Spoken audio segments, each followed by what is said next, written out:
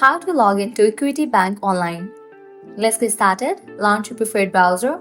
Over here, you're gonna find the search box. Type in Equity Bank login and then search for it. Different website links will appear. Navigate to this one website option, equitybank.com. Open it. With that, you'll be directed to the official website of it. Once you're on the official website, at the top right, you'll see the option of login. Click on that. Different options will appear. Hit towards the option for which you want to log in. Personal banking. Click on it. You will land to the login page. Now from here you can easily get access to your account. All you have to do is provide the credentials. Type in the login ID, then type in the password.